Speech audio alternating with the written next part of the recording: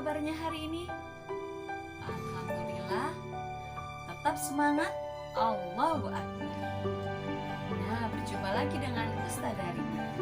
Ustazah Rina hari ini akan menceritakan kepada anak-anak kisah Nabi Adam. Nah, anak-anak, Ustazah Rina akan menceritakan kisah Nabi Adam.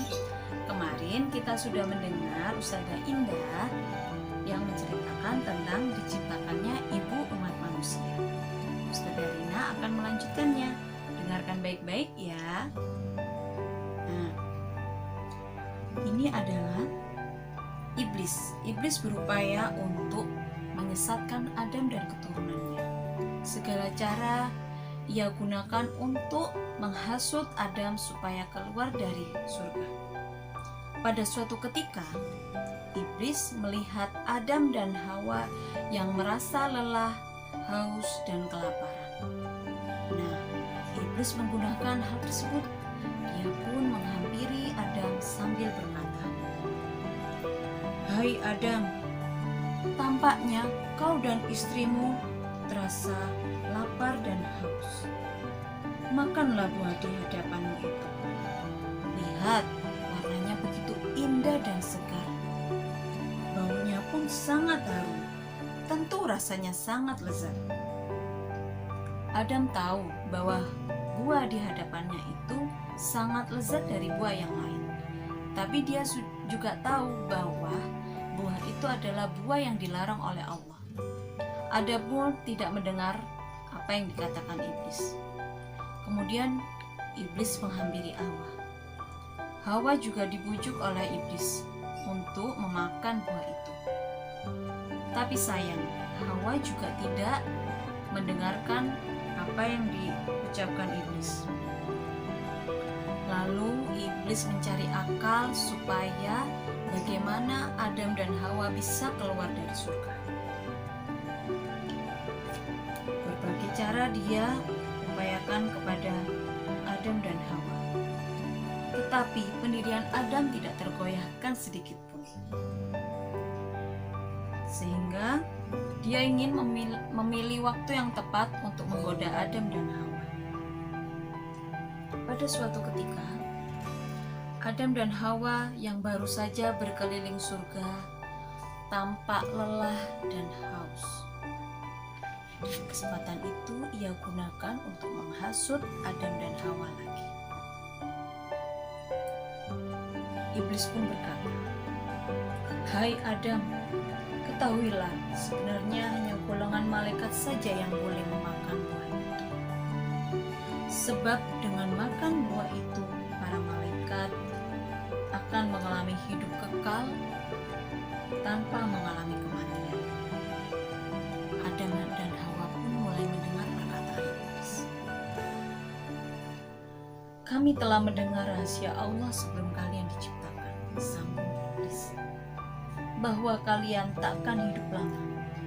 Beberapa waktu lagi kalian akan dimatikan. Nah, jika kalian ingin hidup kekal abadi di surga ini, makanlah buah itu. Rasanya sungguh lezat, tak ada duanya di surga ini. Sungguh bodoh jika kalian tidak mau menerima nasihatku ini." Begitu teman-teman hasutan iblis kepada Adam dan Hawa.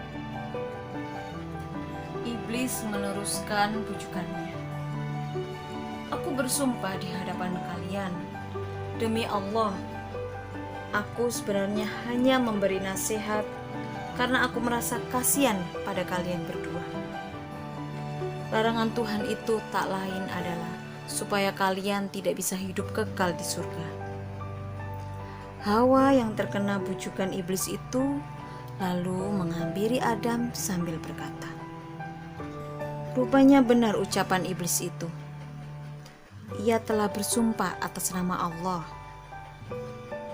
Hawa yang lemah hatinya kemudian menghampiri pohon kuldi itu dan memetik buahnya.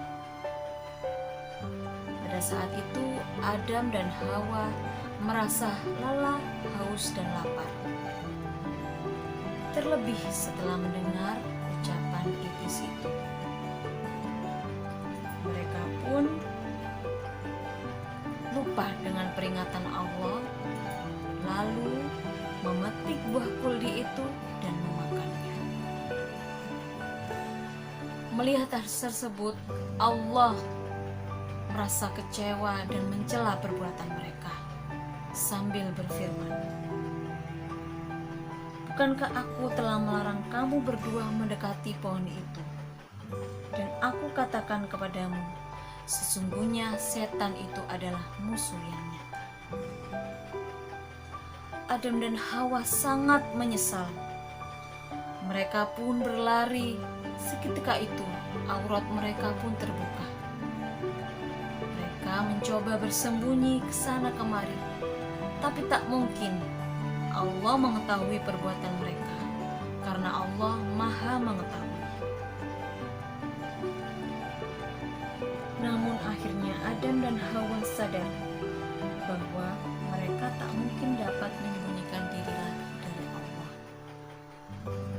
Dengan tertunduk malu, menyesal atas dosa yang telah mereka perbuat, mereka pun memohon ampun kepada Allah sambil berkata, "Wahai Tuhan kami telah menganiaya diri kami sendiri dan telah melanggar perintah-Mu karena terkena bujukan iblis.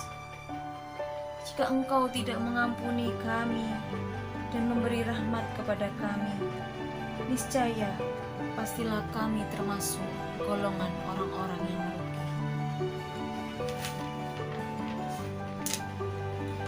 Allah Maha Pengasih lagi Maha Pengampun.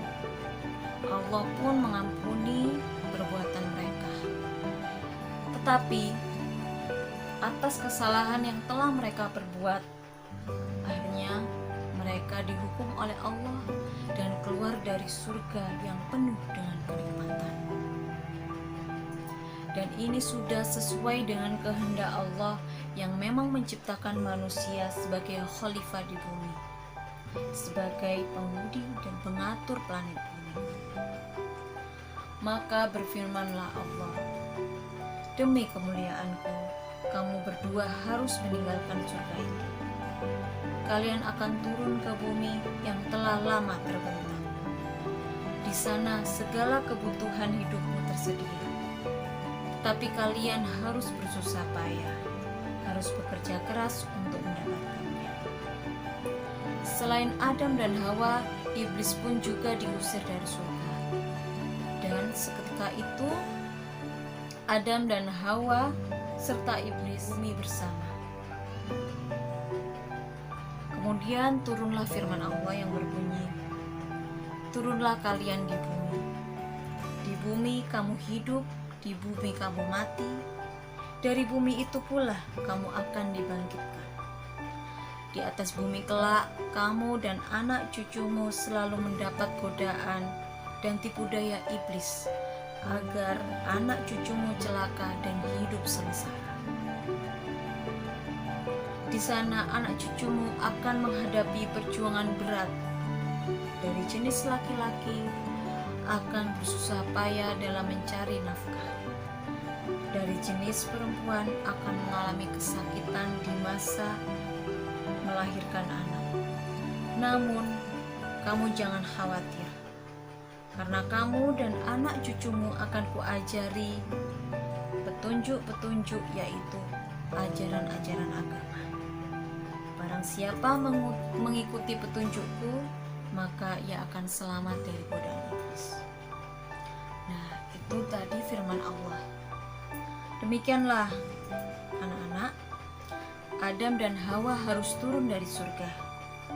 Sewaktu diturunkan ke bumi, Adam dan Hawa terpisah sangat jauh. Adam diturunkan di tanah Hindia, sedangkan Hawa diturunkan di tanah Arab. Di bumi mereka pun menghadapi berbagai rintangan. Mereka melewati gunung-gunung yang menjulang, melintasi jurang-jurang yang terjang, dan banyak sekali rintangan-rintangan yang harus mereka hadapi di bumi. Untuk melindungi tubuhnya dari hawa dingin dan sengatan serangga. Adam dan Hawa memakai kulit binatang sebagai pakaiannya. Selama bertahun-tahun mereka saling mencari, hingga selama 40 tahun kemudian akhirnya mereka bisa bertemu kembali. Mereka sangat senang sekali dan akhirnya mereka pun tinggal di gua. Dan kini mulailah babak baru bagi kehidupan cikal bakal anak manusia. Kemudian dengan bekal yang diberikan oleh Allah, Adam mulai mengelola alam di sekitarnya. Ia menjinakkan binatang untuk diternakkan, mengolah lahan pertanian dan perkebunan buah-buahan. Tantangan alam yang keras telah menggerakkan akal pikiran Adam agar dapat mempertahankan hidup dengan keadaan yang lebih baik. Nah, itu tadi teman-teman kisah dari Nabi Adam dan Hawa yang terhasut oleh iblis. Dan pada akhirnya karena mereka mendengar ucapan iblis, akhirnya mereka diusir oleh Allah dari surga. Nah teman-teman, semoga teman-teman bisa mengambil hikmah dari kisah Nabi Adam ya. Sampai jumpa. Assalamualaikum warahmatullahi wabarakatuh.